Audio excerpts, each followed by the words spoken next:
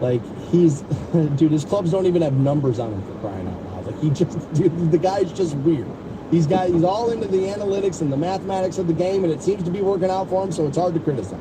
But he wins the tournament this week. And Rory McIlroy gets into the car and flies out of the parking lot of the tournament without shaking hands, without talking to the media, without doing any of this stuff. I'm sorry, it's petulant. It is. I'm going to say the same thing to Rory McIlroy that I say to a wide receiver in the NFL. Do you think $30 million salaries just fall out of the sky? They don't! It is built off of human interest. And those interviews post-round are part of the human interest. Are some of the younger fans starting to talk about how the same 12 questions get asked? Okay, yeah, fair enough. Then maybe just go to the podium and say that. I'm sorry, but dude, come on, you know how I'm feeling right now. I feel like garbage right now. Do you have another question? Maybe do something like that. But storming out of the clubhouse, getting in the car and driving out without doing what you should be doing is petulant. I'm sorry. It's also Father's Day weekend, and I believe Rory is a father. Is that the way you would want your children to act? Your children watch you as much as they listen to you. And whatever they see you do, they will think is okay to be doing. There's this big thing now where like no athlete, no celebrity thinks they should have to talk to the media. The media is what helps build the interest, which creates the eyeballs, which creates the advertiser dollar, which is how everyone gets paid. Can we get back to remembering this, please? Can we get back to the polite lie, a little aw shucks, just kind of lucky to be here a little bit? We kind of need to put that foot forward just a little bit these days. We're all getting a little, I'm just here so I don't get fined, beast mode. And I'm sorry, it doesn't work for every athlete. Rory comes off looking like a crying child right now. The Stansbury Cup, our golf outing on July 24th. That will be at Raintree Golf and Event Center. We look to see you guys there. Your sign-up sheet is online for you now at WRQK.com. Got some cool stuff up our sleeves for that for you guys. Can't wait to see you. You've never played Raintree. This is a great opportunity to do it, and that will quickly become one of your favorite courses. We'll see you guys there July 24th. Your sign-up sheet at WRQK.com. So over the weekend, we had Father's Day, that yesterday, and I just noticed a couple of things. None of them were that big of a deal, but I did notice a couple of things. I noticed less than ever am I seeing the single moms trying to hone in on Father's Day. This used to be a big thing at the beginning of social media of, women who are raising their, kids on their own, kind of like honing in on this. You don't normally see single dads try to like hone in on Mother's Day. You're not seeing this as much as you used to. I didn't see it at all, as a matter of fact, this last week. My guess is because more people feel bold enough to like kind of comment now, and like people don't necessarily want to be ridiculed for trying to hone in on that holiday. And look, it's not that I don't understand that being a single parent is going to be difficult. For sure, absolutely, that is going to be a difficult thing to be doing. But trying to claim that you're the father on Father's Day. Just like, I'm a cat, dad, and it's like you're not a parent. You have a pet. You're not a parent. Pets and kids are not even in the same ballpark, right? That is ridiculous. All this was going to say. So I didn't see a lot of that this last weekend, and I was happy. Shit. We should let dads have it. Now, my entire life, Father's Day has felt like an afterthought next to Mother's Day. Mother's Day seems to be like a huge holiday, right? Make your reservations at the restaurant. Make sure you get this for mom. Send this to mom. Hey, do this for mom. The advertiser call out for moms and Mother's Day promotions are all over the place. There's some for Father's Day, not as many. Not as many. As the guy who records the commercials, guys, let me just tell you, there's not as many. Mother's Day, it's like, oh my God, I'm in here for a week with this sheet. Hey, this so-and-so wants to remind you for Mother's Day. Hey, Mother's Day right around the corner. I mean, it's like a month I'm reading. Father's Day, it's like, oh yeah, then this guy got that lady pregnant. Be sure to give him a tie. There's a little afterthought. Now, nobody likes this man anymore, and for good reason. But Bill Cosby, once upon a time, talked about this in one of his comedy specials, right? He was kind of right. Watch the athlete. They'll thank mom, they'll thank this, they'll thank dad, they'll thank God, they'll thank this, and dad's nowhere to be mentioned, right? Dads just kind of get overlooked constantly. My dad felt it. ironically. I know that probably sounds crazy to you because of how often he will come up on this program. But that's part of the reason why. Is because he felt like men in their roles in marriages and in parenthood were overlooked sometimes. Now, he would tell you that he felt like he was paying for the sins of other men, meaning plenty of men were the stereotype that men get blasted. Plenty of men are that.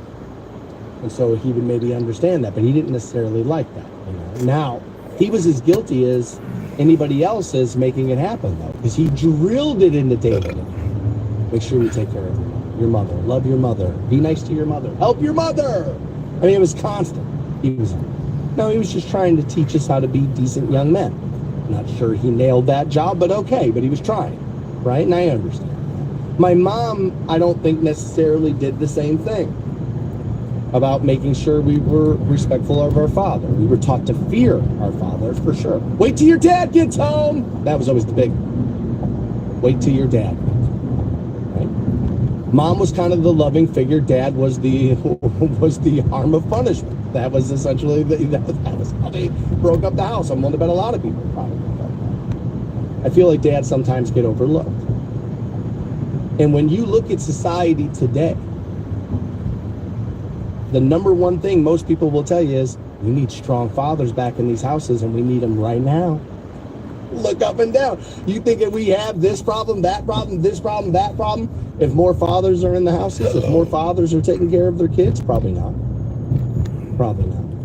Easy for you to say you didn't even have kids. You avoided the responsibility because you were a cow. You're right. I knew the job was going to be hard. And when I was young, when you're supposed to be having your kids, I thought to myself, well, I don't want my life to be hard. I want my life to be easy. And so that's the decision I made. You're not wrong.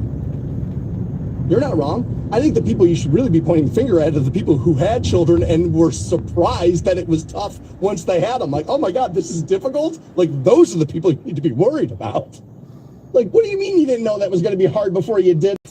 Did you never open a book ever? Did you never turn on a television ever? Did you never talk to another person ever? Like, I don't understand how people walk away with that. It does feel like dads are a little overlooked in today's society. Whenever I talk this kind of stuff, you know who normally reaches out via the text line at 330-450-7625 or in my mentions, The Stansbury Show on your social? Dads who got custody of their kids. Because I hear, especially in Ohio, this can be tough to do. I've never gone through it.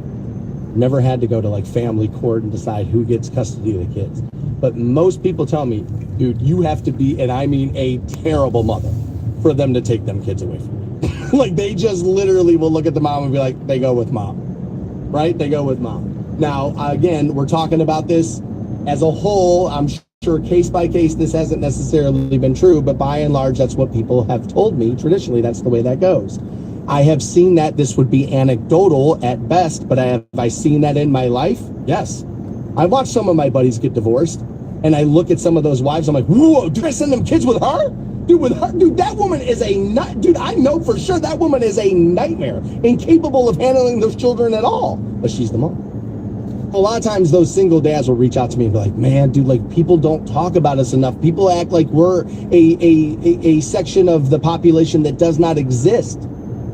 And I would admit, you hear about single moms way more than you hear about single dads. Now, is that because there are more single mothers than there are single dads? You know what's interesting? I don't know the answer to that. But why do I feel like there are? I'm going to guess there is. And I am going to guess that because of the way it's talked about. Wouldn't that be interesting if we were all wrong about that? I don't think we are. I've seen that a million times in people I've known too. They get divorced, and those dudes never go back and get them kids from that house ever. I don't understand this. I will never get it. I don't understand how that doesn't affect you. Like, that kid is sitting in there thinking, my dad's coming to get me tonight. We're going to go do this. He's taking me to laser tag or whatever the hell the thing is. And that kid's excited all day for you to come there to come get him. Already curious about why you and mom don't live together. And you don't go get that kid. I don't understand how people who like hightailed out of there and then like never go back, mom or dad, I don't understand it. That kid is sitting there wondering where the hell you are. I don't understand how that doesn't destroy you. You know what? Honestly, I don't want to know. I'm happy I don't know. I honestly am happy I don't know about that. Caitlin Clark and Angel Reese cannot get along. I think we just have to admit this. But something happened over the weekend, so let's overreact to it next on the Stansberry Show. It's 330-450-7625 to send a text to the studio. And at 9 a.m., we'll take a look at a DoorDash driver losing his job over his behavior while delivering food. It's not good. We'll get there at 9. Had been talking about the WNBA a little bit, and it's because Caitlin Clark was fouled by Angel Reese. This before the Indiana Fever ends up winning that game. There was a flagrant foul called. Angel Reese tries to swat for the ball and misses pretty dramatically. She wasn't all that close to the ball, if I'm honest. And smacked Caitlin Clark in the back of the head. That's the end result of what happened. She may have not been trying to do it, but that's what ended up happening. And so a flagrant foul was called. I'm okay with that. Flagrants are part of basketball. And so I'm okay with the flagrant. I'm not sure she was actually trying to take her head off. Right? Since Caitlin's taken the high road here and called it a basketball play and said, look, she was making a play on a ball. It happens. It's a physical game. And look, basketball is physical. It's not as physical as the NFL, but it is still a physical activity. You know, I saw a lot of this over the weekend. Oh, tell me you never saw the 80s Pistons play without telling me. Okay, well, tell me you haven't watched basketball since the 90s Pistons without telling me. That's an idiotic point to make. Right, we don't play that way anymore. The NBA isn't played that way anymore. So you want one game because you have heard these two people's names, you want this game officiated the way you saw a game officiated the last time you watched it? I don't know about that. That's a bad argument. The 80s Pistons argument is a bad faith argument. It's just a flagrant foul. I don't know why the world's going crazy, but yes, we do know why. Because it's Caitlin Clark and Angel Reese combined. Had it just been Caitlin Clark, this is a story. Had it just been Angel Reese, it's a story. You mix them together. Oh, now it is the story. That's what's happened here. And not much else. Antonio Brown let his thoughts be known, sort of. And I say sort of because I don't believe Antonio Brown wrote this. Antonio Brown has done 1 million interviews since becoming a celebrity in our society. He has spoken in public plenty of times. You can't understand a word a man says most of the time. He usually makes no sense. Over the last 2.5 months, his, what used to be called Twitter, now X, has become, and I mean a hotbed of, oh my God, that's actually pretty funny, which is how I know Antonio Brown's not writing. Antonio Brown is smart enough to know that there is money with engagement, so I have gone out, Antonio, has gone out and has hired a young social media professional to get that profile humming so he can continue to make money. You know, since the story came out last week that he's broke and doesn't have any more money because of all the outlandish spending and some of the children and all of this stuff. He doesn't have the money. And so now all of a sudden, this is what Antonio's platform had said. He didn't say this. That's why I find all the WNBA talk to be so hilarious, he said. Nobody actually watches it. So when you're arguing about it, you're not really arguing about a professional sport. It's more just a charity for lesbians. Which is, of course, people won't like this, but is that kind of funny? Yes. Is it somewhat true? Well, kinda. I mean, like, it is. They don't make a ton of money, and without the NBA's money propping it up, it would have been over years ago. People don't know this, but there was a time where the NBA was forcing NBA players to go to WNBA games and sit courtside so the broadcast team could go, look, Giannis is here. So people would think that the NBA players cared about it. They didn't. They didn't. This is all pre-Brittany Griner getting arrested in Russia. That's all pre that. They were trying to prop it up then. Then comes the Brittany Griner story. People thought that was going to do it. It didn't. And then here comes Caitlin Clark. And again, they're moving venues where this woman plays. When she played the Aces in Vegas, they moved it to the T-Mobile Arena. That's not where the Aces play. Some of the markets are seeing huge ticket increases. Some of the markets are seeing huge rating increases. I don't think it's just Caitlin. I think it is a mixture of Caitlin and Angel Reese. I think it is a mixture. Is it primarily Caitlin? Probably. She was the all-time collegiate scorer in her sport, was she not? That's going to drive viral. But Antonio Brown, what he's saying here is somewhat true. There's more people arguing about this, even with the ratings increases. There are more people arguing this stuff than are watching it. I don't think that can be denied. But did Antonio Brown write that? Guys, I've heard the man speak before. He doesn't even come close to sounding that coherent ever. Welcome back to the Sands Radio Show. 9 a.m., we'll take a look at a DoorDash driver losing his job over his behavior while working. You're on camera pretty much every moment of every day now. I don't know when people are going to realize that. We'll get there. All right, you'll have to excuse me as I'm just coming to this information right now. I literally just saw this. But apparently Ted Nugent, who is no stranger to saying bold things, is out here saying something bold again. Excuse me, I am so sorry. I just have to drink a little bit of this one. Sorry about that. So, we know Ted Nugent is a hunter. He's been, well, claiming that his entire life. He takes pictures of it, he takes videos of it, he's into it. Nah, I'm not anti-hunting. I mean, he's so pro-hunting, Ted Nugent, that he wrote a song called Fred Bear about a famous hunter. And that song was actually like a halfway hit for a while. Kind of nuts. But Nugent's out here after losing his dog. And that's hard. Losing the pet is hard. You know? But he was on a pod and he was kind of talking about this. And of course, Ted ends up saying something crazy. So let's take a look at what Sweaty Teddy, what do you have to say here? Quote, I eat venison. I don't eat dogs. The former President Barack Obama eats dogs, but I don't eat dogs. And I have some friends in Vietnam and China that eat dogs. And it's meat. And that's what you want to eat. But we don't have that relationship with our dogs.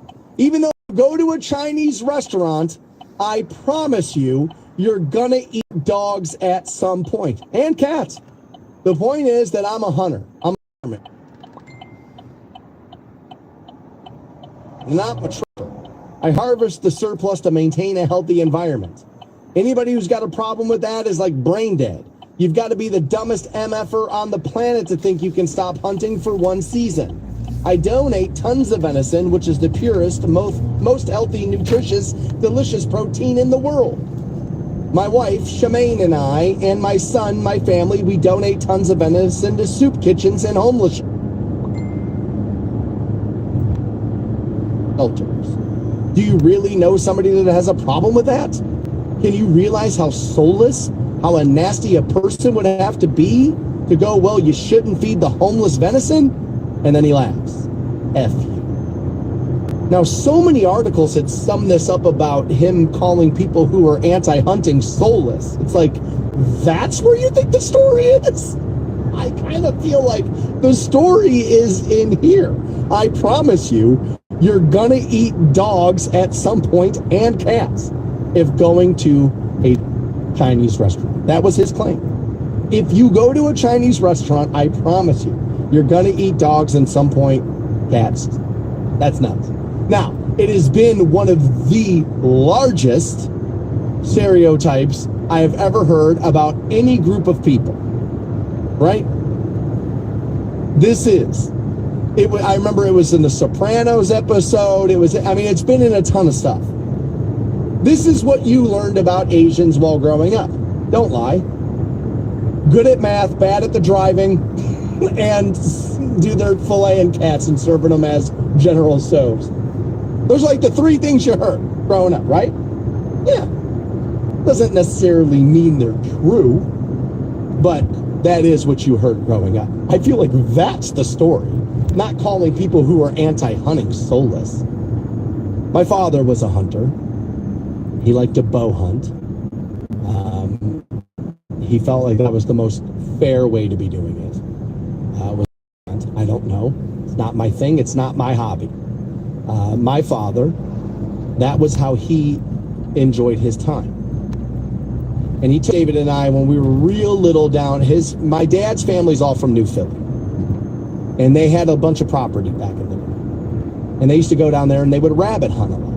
My dad wasn't really into that, but he wanted to get my brother and I involved in some stuff, and so he took us. And David and I, just early on, he could tell, it's like, this isn't what they're into. Neither one of them. It's just not what they're into. So my dad, the rest of his life, kind of viewed his hunting weekend as, this is where I leave the family behind, and I go do my thing. And so he kind of went and did his thing. And so my dad would kill the deer, and then he would donate sometimes, most of the time, the venison to a needy family that he knew. It wasn't like a soup kitchen or whatever, although hunger was his passion. And so he was involved in a lot of charities to combat that, and a lot of, donation drives, and so then he passed that on to David. But not necessarily the hunting. But he would donate the meat to the family. We would eat some of it. It is good. It is delicious. I don't know if I would go to a restaurant and order venison off of a menu, but it's better than you think it would be if you've never had it. It's like anything else. It's like you're going to eat, like, well, once you do, it's like, oh, it's kind of normal. Like, I remember I grew up in Twinsburg, and eventually they opened up one of those, like, safari restaurants, and it was, like, the first time anybody had the rattlesnake or any of that kind of stuff in that. Had that stuff there, right? Because it's like, that's not our way of life, right? That's just the way we were living. And that was like, oh my God, it's so odd, and it's so weird, and it's so this. And it's like, well, yeah, everything's weird until you do it. Everything's strange until you try, right? But I feel like that's the bigger of those statements. Not that if you're anti-hunting, you're soulless. It's like, dude, we're still out here perpetuating it's cats in the Chinese food. Like, that seems kind of crazy. Now, having said that, I've never had General Tso's chicken ever and thought to myself, this tastes like KFC. Like, never. Like, I'll admit that. It never really does taste like chicken. I don't know if it's the spices and the flavoring of, what they use, the MSG. I don't know what it is. But it's like, if you closed your eyes and ate it, you're not going to think to yourself, chicken. Like, there's something there. Do I think that means it's cats? No, I'm not going that far. We will talk to Scott from waitingfornextyear.com. We'll get his take on the Guardians pitching situation, also the Amari Cooper contract situation. Let's do that next with Scott here on Rock 106.9. Welcome back to the Stansbury Show. For Mondays at 8, we talk to my buddy, the co-founder of waitingfornextyear.com. Scott, you can find him on X at WFNY Scott. My man, did you have a good Father's Day this weekend? I did. Got a lovely handmade card from the ladies. Spent some time with my own dad at my sister's house, and it's a good way to cap off a good weekend. Yeah, I know you're a father, and I feel like a lot of fathers feel this way. That Father's Day a little overlooked by society. Mother's Day, you hear about it for 2 months, and it's like, Dad's here's a tie, right? And so it's good to hear that you had a good Father's Day and were able to spend some time with the family. I'm hoping you had a chance to see this flagrant foul between Angel Reese on Caitlin Clark there.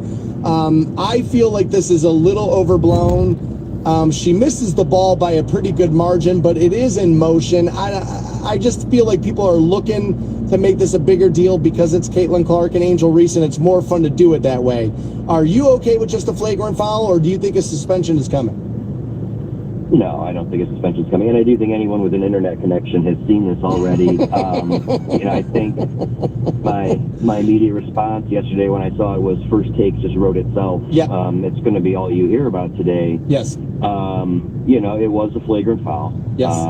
It was two of the predominant rookies and female basketball players that people know, right? Just because of the sort of proliferation of basketball over the last couple of years and the history that these two have.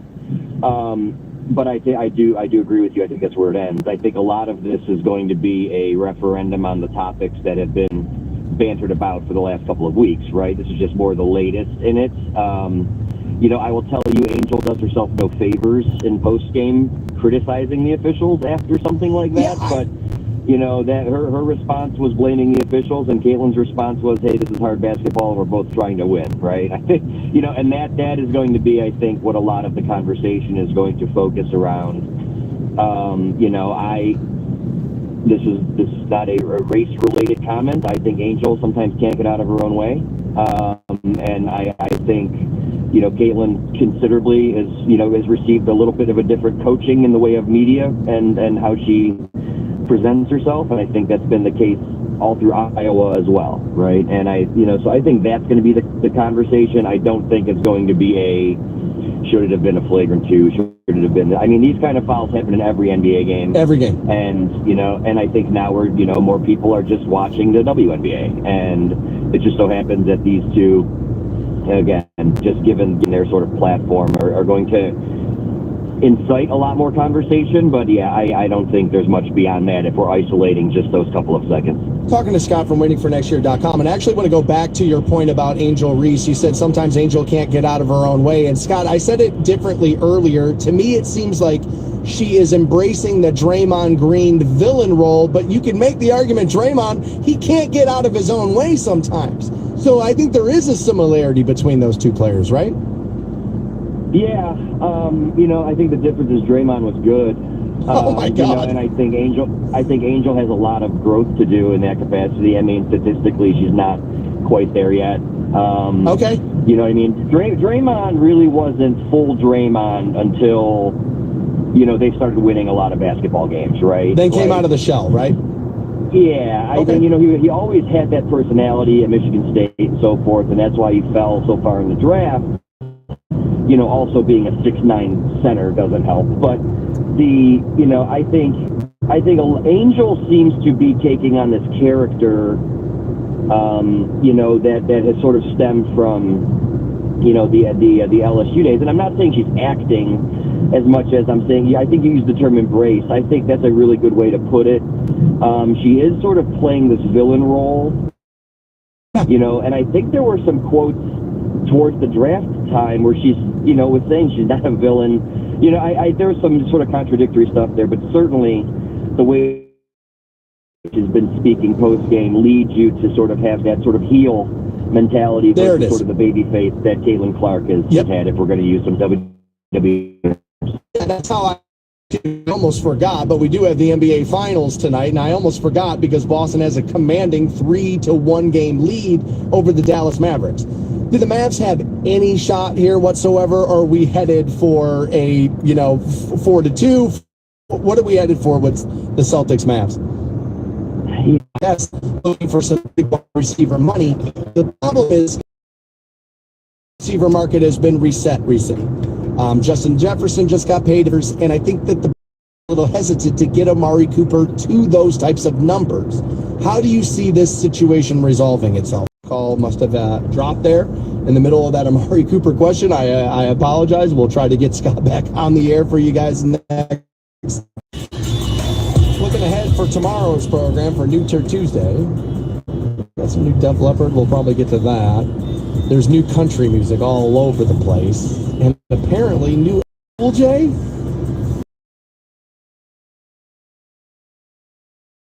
I mean, to the Stansbury Show, and do have a slot open for you if you would like to be featured on tomorrow's program.